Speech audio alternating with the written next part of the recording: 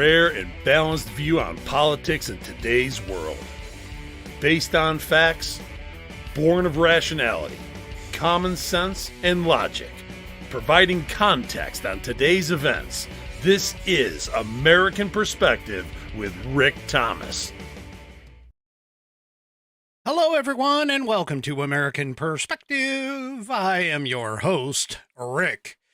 Well, Riley Gaines posted on X she finally found Kamala Harris's greatest accomplishment.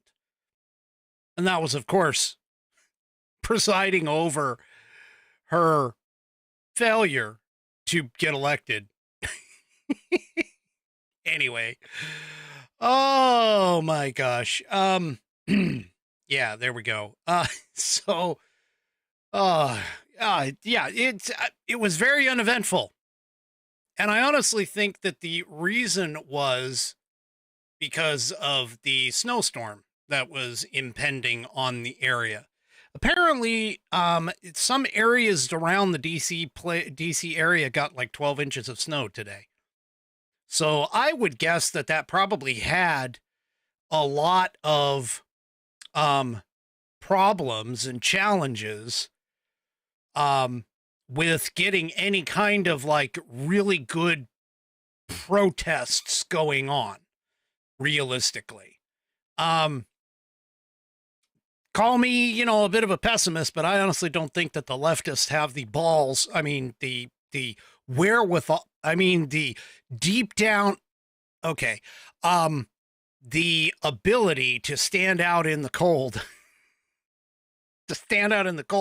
and protest what they already know was a losing battle, because it was. I mean, it was a losing battle.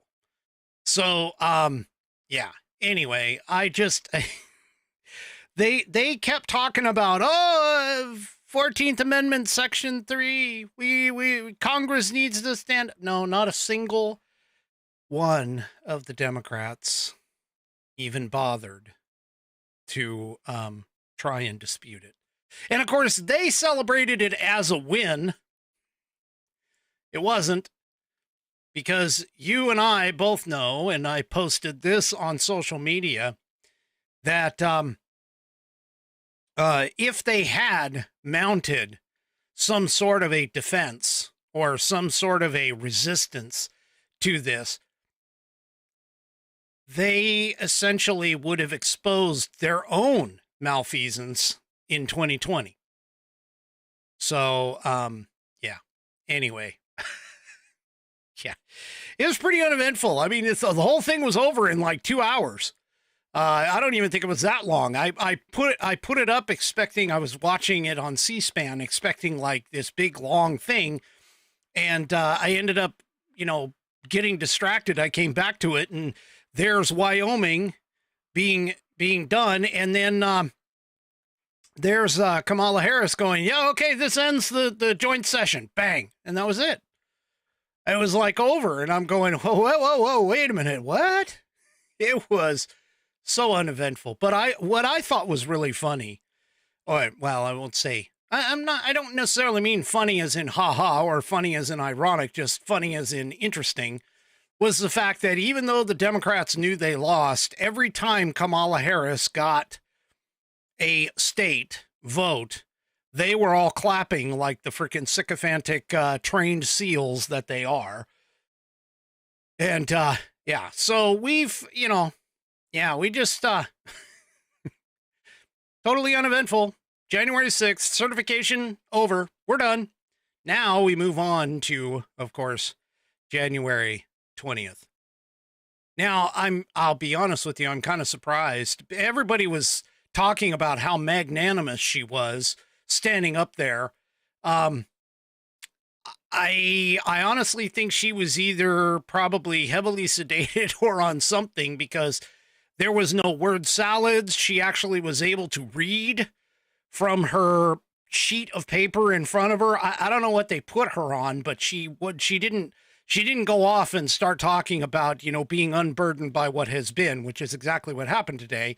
We are unburdened by what has been over the last 4 years. And now we have 14 days to wait for that wonderful stroke of noon on January 20th, where Joe Biden walks out into what is essentially historical obscurity, hopefully, and we usher in the start, the beginning of the recovery of the United States of America as a strong, great again country all over again. So yeah, Mark over on Facebook is saying the certification went off without a hitch, but what is up their sleeves, though, is what he's asking. I don't know. I honestly, I don't know. 3 Chevy asks, Rick, will Joe be there or will he leave early? He mentioned that he would be there. Whether or not that counts for anything, I don't know, because, Joe lies, plagiarizes, says things he doesn't mean. So, but anyway, we'll just have to go. But we got 2 weeks, folks, 2 weeks until the fantastic inauguration, which, last night, I know I'm kind of extending this entire first thing monologue going on here, but I promise I'll get to the pledge here in just a minute.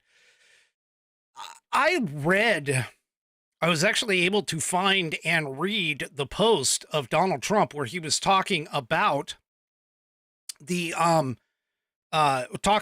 lowering of the flag, and he wasn't complaining about it.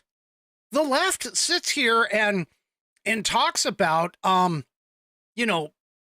he talks about the left, and, the left basically jumped on this and saying that, hey, he's complaining. No, he wasn't complaining. All he said was that this is potentially the first time in history that has ever happened, that we've had the flags lowered to half-staff on Inauguration Day.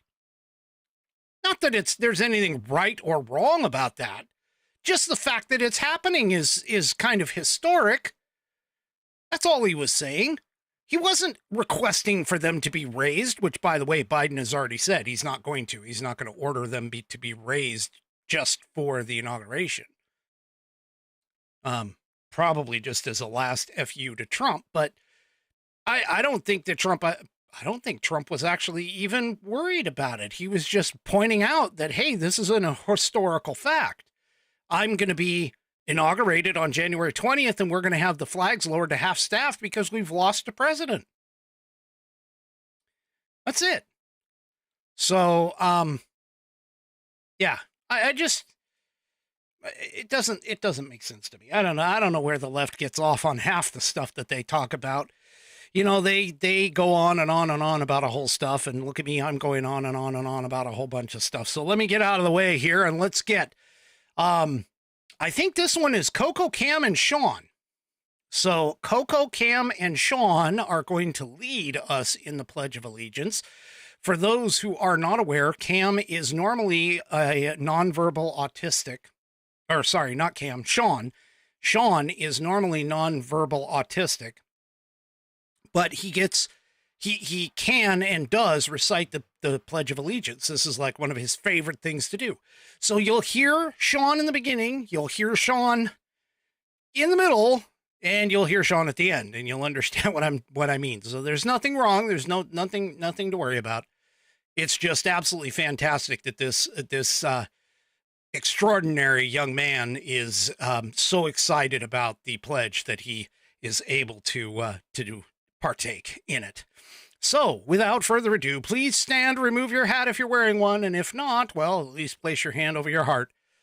And let's follow along with Coco, Cam, and Sean as they recite the Pledge of Allegiance. I pledge allegiance to the flag of the United States of America and to the republic for which it stands, one nation, under God, indivisible, with liberty and justice for all. And I thank you, Coco Cam and Sean, for sending us that wonderful rendition of the Pledge of Allegiance. If you would like to hear your version of the Pledge of Allegiance played here on the program, all you need to do is record yourself reciting the pledge in your style, whether that is audio or video, and take that file, attach it to an email, and send that email off to fans, F-A-N-S, at AmericanPerspective.online. That's fans, F-A-N-S, at AmericanPerspective.online, and I will get you into the rotation as soon as I possibly can. All right, tonight's, let's see. Tonight's headline sponsor is True Grit Roots Network. TGRN.net is the home of the web for the True Grit Roots Network. We have an exciting 2025 coming up. I've got to tell you. So the first piece is coming up before the end of January. I don't have an exact date, but the first piece coming up toward the end of January is a slight shift in our current programming to go from all blues 100% of the time to more of a blues rock mix. You will hear that coming up sometime before the end of January, and it'll be headlined by a blues rock icon for that. Also, too, as announced here on this program with the interview of the CEO of TGRN, Jonathan Oogie Richards, we will be launching a country channel that'll be a separate channel, not mixed in with the blues rock, but that will be a separate channel that we will be launching in the spring of 2025. And that is coming up. And speaking of the wonderful Oogie, let me tell you about his show, Mighty Mouth Blues, which is exclusively at TGRN, True Grit Roots Network, hosted and produced by multi-award winner Jonathan Oogie Richards and his daughter, Ember Burr Hill. The Mighty Mouth Blues brings the hottest mix of new blues and old school hits, along with interviews with artists and blues newsmakers shaping today's blues from all parts of the world. It airs Tuesday nights, 8 p.m. Central Time, with an encore presentation Saturday at 8 p.m. Central Time. It is right there exclusively on True Grit Roots Network, tgrn.net. Go to our website, download our app. It is free, by the way. You can download the app for either the iOS or the Android phone. And then also, too, if you already have the Live 365, Odyssey, AUDACY, or the iHeartRadio app, you can find us in their catalog of digital radio stations. TGRN.net, True Grit Roots Network, based out of Austin, Texas. We'd love to have you come and listen to us when you're not listening to me. Anyway, come and check us out today. All right. So, as I says, Kamala Harris certifies Donald Trump's victory. And the final count came out to 312 votes, electoral votes for Trump, Vance, and 226 for Harris, Walz. Now, today, of course, was a historic day. Not only did Riley Gaines find out Kamala Harris's greatest accomplishment, but Kamala Harris also was the first woman vice president to certify her own loss in a presidential election in U.S. history. Yep, that's what she's going to go down for in the history books as the first female vice president to ever register her own loss. There you go. Oh, boy. Anyway, as she announced Trump as the victor, the House Republicans drowned her out with applause, and she ended up having to slam down the gavel to, of course, name herself as the loser of the whole thing. So, yeah. Now, like I said before, there was apparently no drama. There was not a single Democrat, which that is also historic for the first time this century. not a single Democrat actually challenged any of the GOP president's electoral votes. Not a single challenge at all. And I'm telling you, I personally think the reason why, okay, and of course, Buddy says J.D. Vance was also certified as VP as well. You're right, he was. But anyway, as I was saying, there was not a single call out by the Democrats. Now there was a report that was going to happen going into it. Okay. And Hakeem Jeffries stood up and made, I don't know, the conciliatory speech, I guess, or whatever, but he made a comment about that, you know, they were not election deniers, which is a whole bunch of shit. They are completely election deniers. But anyway, so that's another historic moment. That's a historic moment, for us. Yeah. So, anyway, all right, we move on. Also today too, believe it or not, Canada has made a move toward becoming more, well, what would you call it? It's not, they're not moving toward more American, but moving toward more conservative values because of the additional pressure, by the way, of Donald Trump. This is awesome. You know, the left in the social medias was yelling and talking about, Donald Trump talking about Canada becoming the 51st state and da da da da. You know, look, Donald Trump's a troll. He loves trolling. He loves trolling. And yeah, so oh, Mark asks a question. That would be an interesting question for question of the week there, Mark, but I'll go ahead and answer it. It used to be that, yes, they could, because up until the point that the president and the vice president got tied together by political party, we actually had the president be the person who received the most votes, and the vice president was the person who received the second most votes in terms of the electoral votes and the electoral process. So yeah, it was possible, but then somehow we ended up tying them together, and now we just do it. Vice president and vice president come from the same party. So, yeah.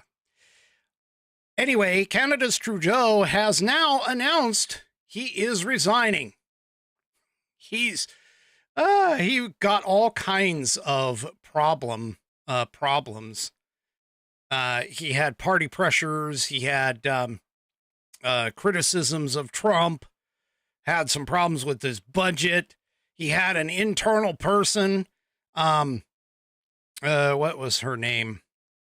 Give me just a second. So he had at least 7 liberal members of parliament, as well as opposition party leaders, all calling on him to step aside. Freeland, who is Chrystia, I think that's how it's pronounced, Chrystia, Chrystia Freeland, was his finance minister, and she wrote a scathing letter of resignation, citing all kinds of criticisms over his handling of certain economic policies, as well as the threats of the tariffs levied by Trump.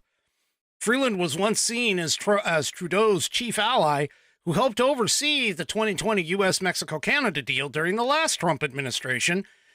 And she apparently warned as part of her resignation how Canada responds to Trump's November's threat to slap 25% tariffs on Canadian imports, quote, will define us for a generation and perhaps longer.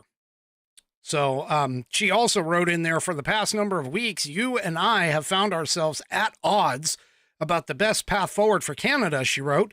Our country today faces a grave challenge. And so Trudeau announced today that I intend to resign as party leader, as prime minister, after the party selects its next leader through a robust nationwide competitive process. Last night, I asked the president of the Liberal Party To begin that process, this country deserves a real choice in the next election, and it's become clear to me that if I'm having to fight internal battles, I cannot be the best option in that election. Yeah. So, anyway, he's, he did try to like brush it off as though he was, badass and stuff, because he says, as you all know, I am a fighter and I'm not someone who backs away from a fight, particularly when the fight is as important as this one is. But I have always been driven by my love for Canada, my desire to serve Canadians, and by what's in the best interest of Canadians, and Canadians deserve a real choice in the next election. And it has become obvious to me with the internal battles that I cannot be the one to carry the liberal standard into the next election. Now, he has led Canada for nearly a decade, and he's been grappling with for the past several months with significant drops in his approval ratings over mounting frustrations relating to issues, a lot like what we're dealing with here, soaring cost of living and rising inflation. Yeah. So, anyway. Now, technically, according to the piece that I'm reading from here from Fox News, there is no official path for his party to boost him from the top job. So they don't have the ability of like impeachment, I don't think. But he could have faced either the threat of a parliamentary vote of no confidence or potentially a lengthy fight to hold on to his position until the October 2025 elections. So, yeah. It's going to be kind of interesting to see who takes over. Which, by the way, either one of those options, according to the writer in the piece here, was expected to see a crushing end to Trudeau's time in office. So, in other words, he's backing off, just like Biden did when Biden decided to, quote unquote, step down for the good of America and install Kamala Harris, who presided over her own loss yesterday. Well, let's be honest. The Democrats are not done fighting, though. They still have. They're not rolling over. They're not playing dead. Or at least that's what Amy Klobuchar says, especially when it comes to dealing with the incoming administrative nominees. So this in PJ Media, might help if I actually show it. There it is. Yep, Democrats will stall Trump's nominees at every turn. So, Amy Klobuchar was on CNN's State of the Union, and she basically said that there's no need to rush the confirmation of President-elect Donald Trump's nominee for FBI director. What? We had an attack, a terrorist attack in New Orleans. We had a potential terrorist attack, not necessarily going to call it that because they're still trying to work it out, with it at in Las Vegas with the Cybertruck boom. Okay. And so she says, host Jake Tapper says, in light of the New Orleans terrorist attack, Trump's allies are urging you and your colleagues in the Senate to move quickly on confirming the president-elect's national security team. You have signaled some opposition to Kash Patel serving as leader of the FBI, but Republicans say delaying his confirmation will only hurt operational security. How do you respond to that? She says, we have a very functional FBI right now that is investigating New Orleans. Investigated. Las Vegas came out, told the public exactly what was going on. Yeah, that wasn't exactly quite true. Sorry, sweetheart, but you're another sycophantic moron. That wasn't the case because the FBI in New Orleans first said, no, this wasn't a terrorist attack, until, of course, they had no other choice. But to call it a terrorist attack after the black flag of the ISIS state was found strapped to the ass end of the truck that drove down Bourbon Street and mowed down and killed 15 freaking people. Yeah. So anyway, she's just a freaking moron. I'm just going to call it like it is. That's all she is a moron. So anyway, I mean, there's more that she talked about it. Let's take a quick listen. Orleans terrorist attack. Trump allies are urging you and your colleagues in the Senate to move quickly on confirming the president-elect's national security team. You have signaled some opposition to Kash Patel serving as leader of the FBI, but Republicans say delaying his confirmation will hurt operational security. How do you respond to that? We have a very functional FBI right now that has investigated New Orleans, investigated Las Vegas, came out, told the public exactly what was going on. So I don't believe that to be the case. I believe our job, we just took an oath. I just took an oath, Jake, to support and defend the Constitution of the United States. And we have a duty to advise and consent. A number of our Republican colleagues in the Senate agree. That's why we must have an FBI check on Kash Patel and these other nominees for these very serious security positions. Okay, wait a minute. I'm gonna stop it right there for just a second. She is actually wrong. She is actually wrong there. What she is referring to is an executive order that went in during, I think it was Eisenhower. I think it was Eisenhower who wrote it, who basically said that there should be a background check performed. But in the executive order, it talks about the Office of Personnel Management that is supposed to do that. Okay? The Office of Personnel Management does it. Now, the only reference in that executive order, which is still in effect today, is essentially that the FBI shall provide a fingerprint card, like the fingerprint information. That's it. There's nothing else. There is literally nothing else in there stating that there must be a full-on FBI background check. So she is completely wrong in that. Okay? She's completely wrong. But anyway, let's listen to some of the other stuff that some of the other poop that's coming out of her pie hole. We must know what their background is. We must see their financial disclosure forms. The president-elect has put in a number of billionaires that could have all kinds of conflicts into these jobs. We must be able to see that, but at the same time, as we stand our ground and follow the oath of the Constitution, we also find common ground where we can on things like housing. They say they want to do something about childcare. Let's go for it. But if their plan is to simply move ahead and give tax cuts to a bunch of billionaires, as we just heard rumors that's what was coming out of the Republican caucus, that they want to immediately move to that, we're going to stand our ground and hold them accountable for what they said that they...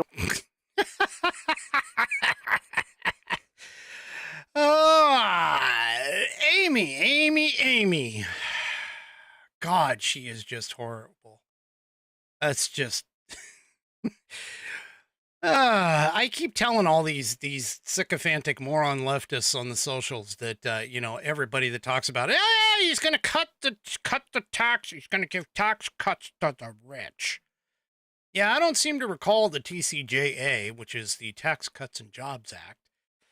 I seem to recall, maybe I'm just, spitballing here, but that the middle class was the one that benefited from that the most.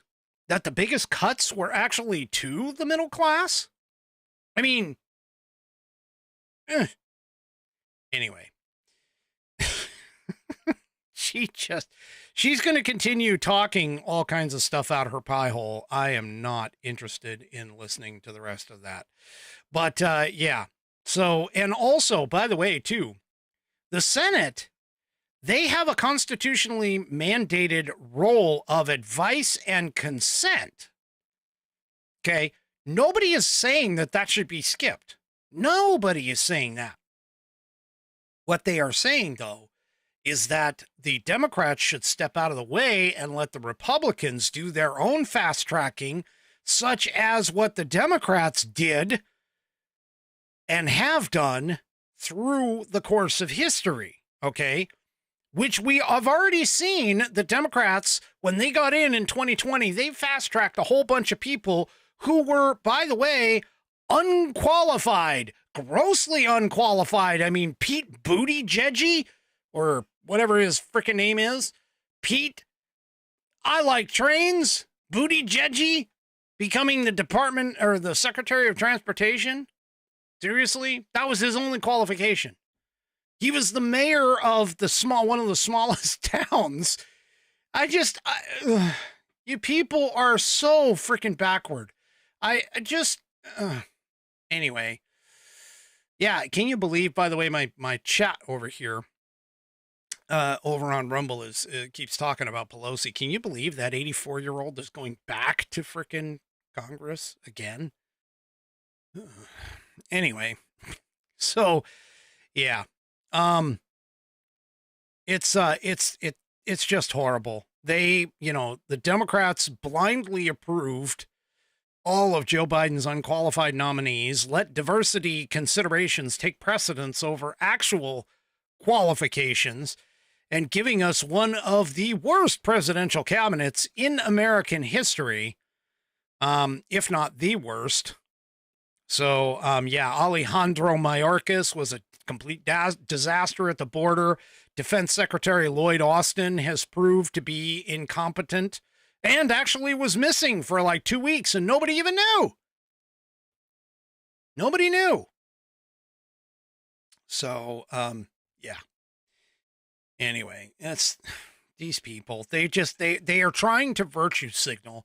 They're trying to get people to think that they are the best.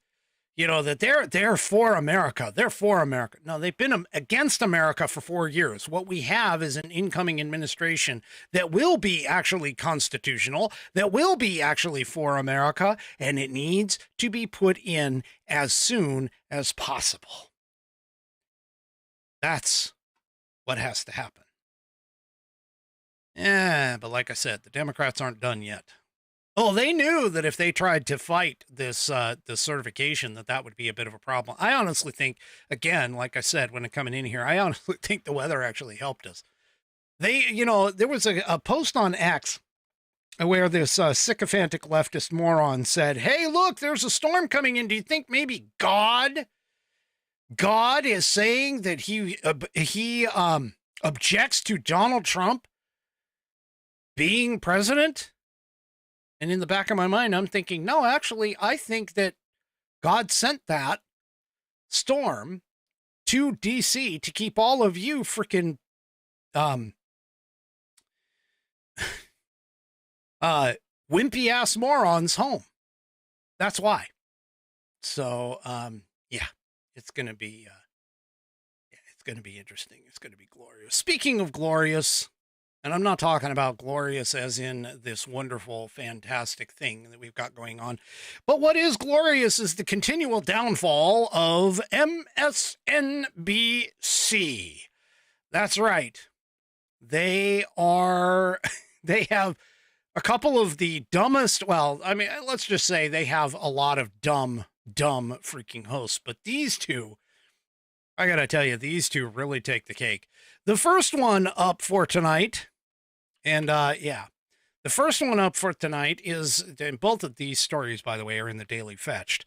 For those of you that don't know, all of these stories, the vast majority of the stories that I use here on the show are in the video description on all of my outlets, whether it's X, Facebook, YouTube, and of course the aforementioned Rumble. So, you can go and take a look at the links that I provide, and you'll see the story that I'm actually even talking about. But anyway, MSNBC's Lawrence O'Donnell, military vets a bigger threat to America than illegal immigrants. Really? What a stupid, moronic comment. Do you believe that?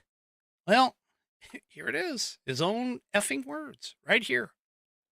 No one who has ever crossed the southern border in the history of the existence of the southern border has killed more people in this country than Timothy McVeigh, who was born in Lockport, New York, the northwest part of the state, into a white Roman Catholic American family with roots in this country that go back farther than Donald Trump's roots in this country.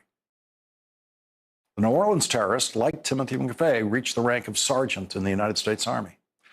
The simple fact is this country has suffered more deadly terrorism at the hands of American-born citizens who are veterans of the United States military than people who have crossed into this country at the southern border. Hold on. I beg to differ. Well, I don't know where these people crossed, whether they crossed through the southern border or whether they came in here on freaking planes, but I seem to recall this big ass terrorist event. It's a huge date. September 11th of 2001, where over 3,000 people died. Yeah, I seem to recall that. Oh, this guy is a fucking moron. Yes, I said the F word. I can't even imagine what kind of a moron. And I mean, this is no different than the Democrats saying the January 6th riots. Okay. The January 6th riots were, much worse than the Civil War or 9/11 or Pearl Harbor or any of these others. I just, you guys are nothing but broken records. That's all you guys talk about is, oh, this is worse. This is worse. No, it isn't. And you know what? To be honest with you, Mr. O'Donnell, I don't really care where that guy came from. I don't care if he came across the southern border. I don't care if he came across the northern border. I don't care where he came across. He got radicalized. That's the problem. He is a radicalized, or at least he was reported to be a radicalized Islamic extremist. That's what has done these events in our country in recent history. I don't care where they came from. Who cares if they came across the southern border or not? Okay? Just can't understand how these people can continue to have jobs is beyond me. Well, here, just to kind of top it all off, here's another one. A deluded MSNBC host claims that Biden is unequivocally more mentally fit than Trump. Really? More mentally fit than Trump. So there was this panel discussion on NBC's Meet the Press. And it was regarding the failing leftist network, or it was on the failing leftist network of MSNBC. It was hosted by Simone Sanders Townsend, who claimed that Joe Biden was unequivocally more mentally fit than President-elect Donald Trump. So, despite the fact that you have the Wall Street Journal, you have several other networks that are all talking about how they covered up Biden's cognitive decline over the last 4 years, well, MSNBC has decided that they're going to go down with that lie on their lips. Anyway, so here, let's just take a listen to what happened here on this. Democrats hurt Democrats in November to try to tell the American people something they could see with their own eyes wasn't true. But it's not true that the president doesn't have the mental acuity. Of course it is, Simone. American people saw that for themselves in the debate. What are you saying? He can at least put a sentence together. The president-elect. Yeah, he can put a sentence together. Sure he can. I love toasters and I want ice cream. Yeah, there's a sentence. All right. Oh my gosh. I can't even believe these people. And people watch these shows.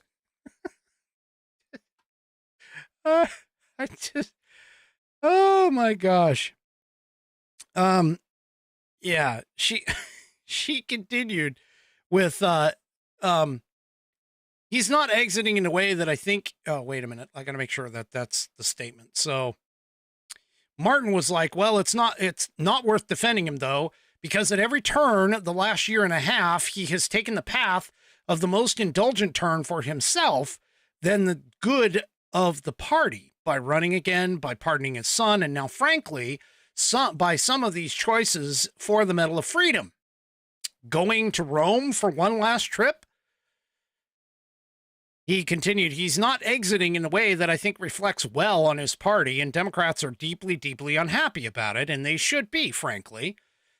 And Mark Short noted, it hurts Democrats in November to try and tell the American people something that they could see with their own eyes wasn't true. And that's when, of course, Sanders Townsend objected. And, yeah. So anyway, these people are just, they're so delusional. They have drank the Kool-Aid for so much, for so long. I think it's like, it's been ingrained in their brain. It's been ingrained in their brain. Or could it happen to be the byproduct of the educational system? Could it be a byproduct of the Department of Education and the way that our country has run and the liberal leftist morons have been running the education system for all this time? Could that be it? Well, if it is, this next story certainly isn't going to help that situation. But before I get into that, let me go ahead and tell you about this fantastic shirt that I am wearing. Look at this red, white, and blue. It's in the style of the flag. It is a cotton polo, men's cotton polo, and you can get yours at theflagshirt.com. That's theflagshirt.com.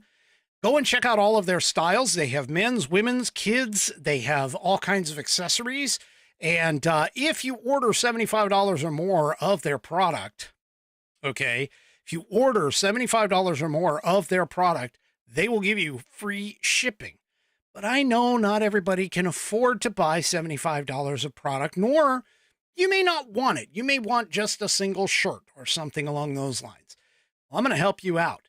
I'm going to help you out with that, because what I'm going to do is I'm going to give you this. This is a website you can go to, flagshirt.americanperspective.online. That's flagshirt.americanperspective.online, where you will be presented with a code that you can copy and paste and put into the promo code box at checkout at theflagshirt.com and get $5 off your order on American Perspective. Go to flagshirt.americanperspective.online. Get yourself that coupon code, take that, copy and paste it into the promo code box at checkout at theflagshirt.com and get yourself $5 off your order. Go to theflagshirt.com and get yourself patriotized. All right. I know everybody's like probably looking at the screens like, why is he looking down? Well, I'm looking down, folks, because I've done a few upgrades, slight upgrades to the back end operation of the show, so it's a little easier for me, being a one-man band, to be able to do this.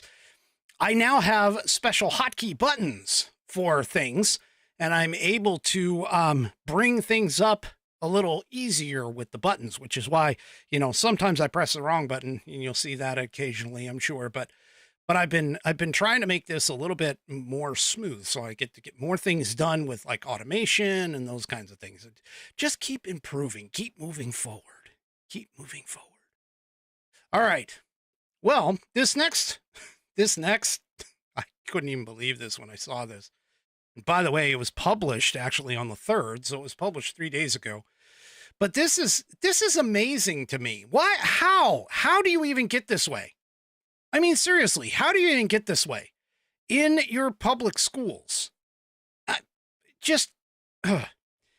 Anyway, here in Campus Safety, kind of an interesting name for a paper, but here in Campus Safety, it says New Jersey teachers are no longer required to pass the state's basic literacy test. Wait, what?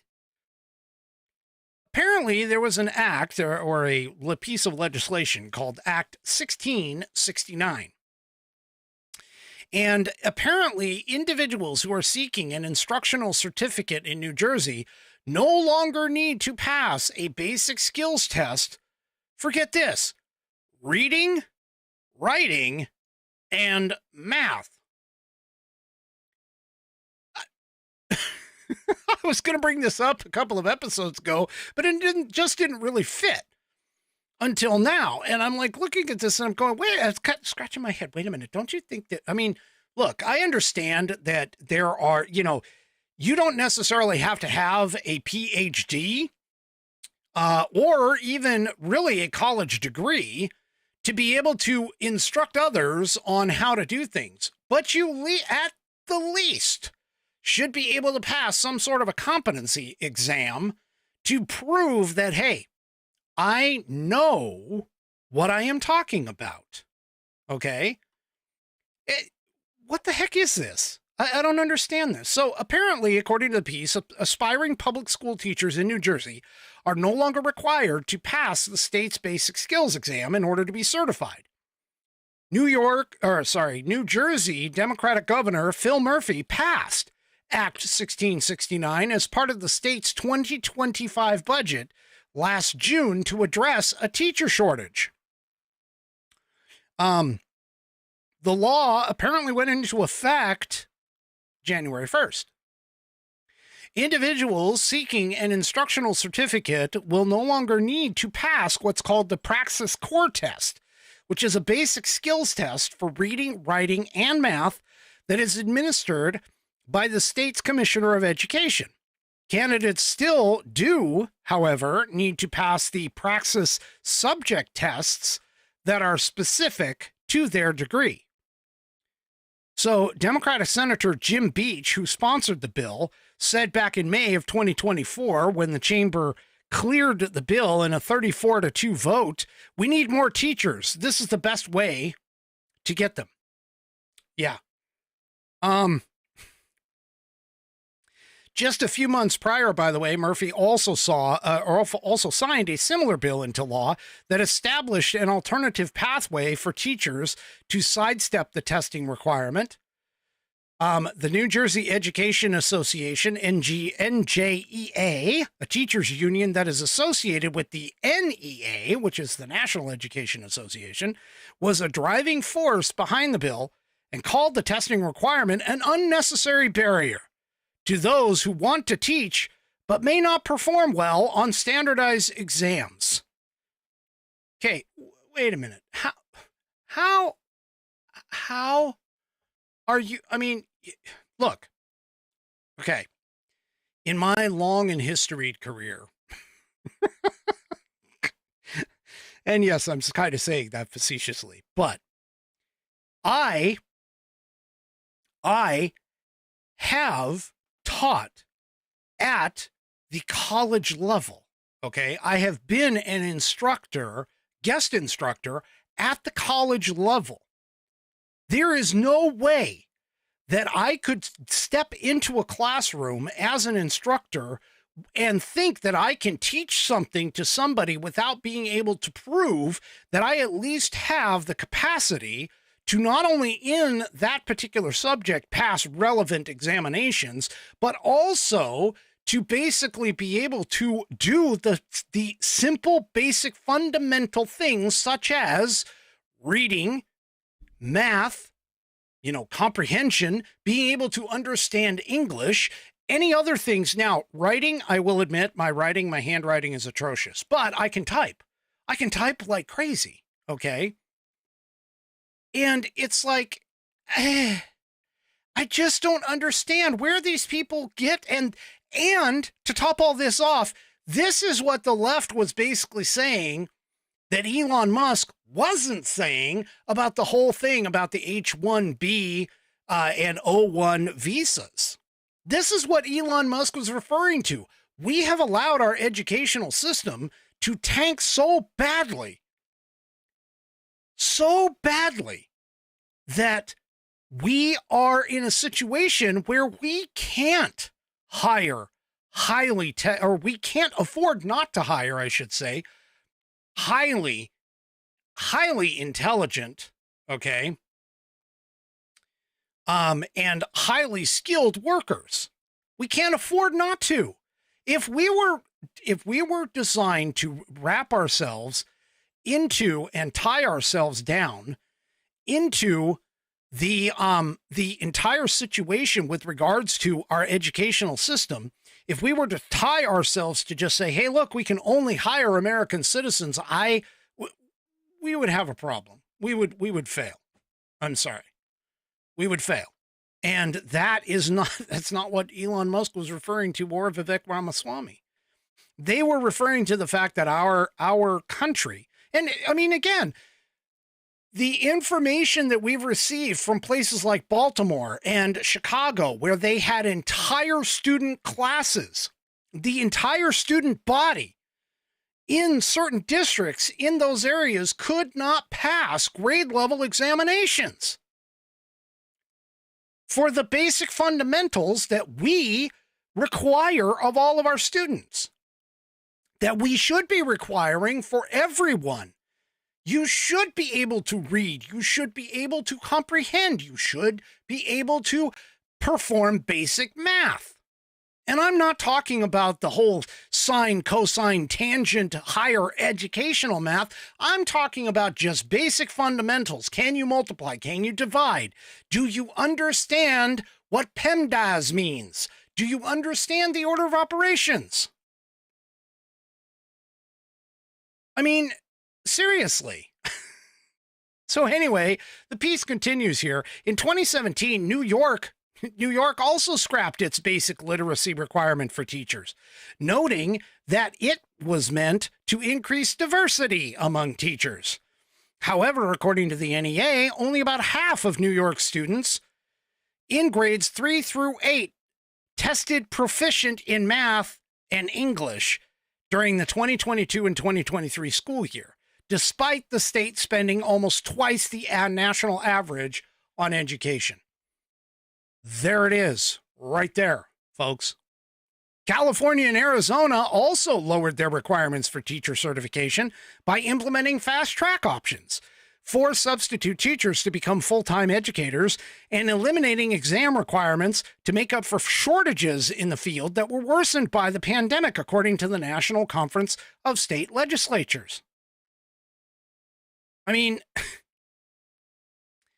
now, Erica Sanzi, who is a former educator and current director of an outreach at Parents Defending Education, a national grassroots organization, spoke to the National News Desk about why she is against Act 1669.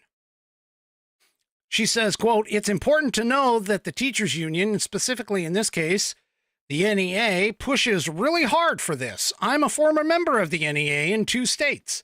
Generally, whatever they push for tends to be something that's not particularly good for students." She continues, "The NEA wants to eliminate all barriers to teaching because that increases their number of dues-paying members. And when that's your mission, student learning and quality control really aren't priorities at all. And so that's a concern for sure." Now, Sanzi states that she took a similar test in Massachusetts in 1998 to get her teaching certification, and that removing the requirement will hurt both students and teachers. She says these are low rigor tests. We're not talking about the LSAT here. So the fact that the failure rates on these tests have been so high for so long, that is a problem. That's really an indictment of not only the education system, but that these aspiring teachers are coming out of the colleges of education that give them a degree, even though they're not remotely qualified, she says. Teacher shortages are real in some subjects, that is true, but eliminating the test requirement, in my opinion, does not bode well for students who are still trying to recover from massive learning losses during the pandemic. Yep. So there we go. There we go. This is just... Oh, folks. And what's even worse in these last final minutes, but before I get in there, I'm just going to answer a quick question. Bam asks, did I already talk about Riley Gaines? Yes, I did. That was like the first thing that I talked about, because Riley Gaines said that the certification of her loss today is Kamala Harris's greatest achievement in office. Okay, so one other thing that's going on too, in fact, with regards to schools. And this is going to knock your socks off. I mean, if that was bad, where they're no longer required to, where teachers are no longer required to pass basic literacy exams, well, listen to me, I probably wouldn't even be able to pass it right now. But here, this school, there was a school where they told some girls that transgenders have more rights. Really? Wait, what? This in Fox News. Yeah, you heard me correctly. There was a school that said that transgenders have more rights as trans runners, or a trans runner, I should say, took away a girl's varsity spot, according to her parent. So here's the deal. Taylor Starling is a high school cross-country runner at Martin Luther King High School in Riverside, California. She apparently lost her spot on the varsity team earlier this season to a transgender transfer student. Okay. Now, multiple parents, not just hers, but multiple parents of students at MLK have told Fox News Digital that the school has allowed the trans athlete to compete on the varsity cross-country team despite missing practices. Get this. For academic reasons. Wait, what? So apparently this individual, this student, okay, is not making their academic requirements and missing practices because of those academic requirements. And so because of that, wait, they should be held back from competing. But no, they are able to compete. And here's what Dan Slavin, who is the father to another runner on the team named Caitlin, he's told Fox News Digital, quote, "The fact that the male athlete was able to compete while attending less than 25% of the practices is not fair. In what era, on what team, in what sport can you barely show up to practice and still compete? It is not fair, and it is not right to those who work hard every day for the entire season." So both families apparently have engaged in a lawsuit against the Riverside Unified School District, RUSD. But apparently, Ryan Starling who told Fox News Digital that the loss of his daughter's varsity spot disrupted the entire family emotionally, because cross country, of course, played a pivotal role in her life. And of course, when the child has a pivotal role like that, I can tell you, being a dance dad, being a soccer dad, everything revolves around that kid doing their thing. Okay. But anyway, so apparently it's been told to them, and I'm trying to find the exact statement here. Oh, here it is. So it's apparently when his daughter and other girls on the team confronted the school administrators about them, or about the situation, he claims that the girls were told that, quote, transgenders have more rights than cisgenders. Whoa, wait, what? No, they don't. Transgenders don't have more rights. Women don't have more rights than men. Men don't have more rights than women. Guns don't have more rights than women. This is ridiculous.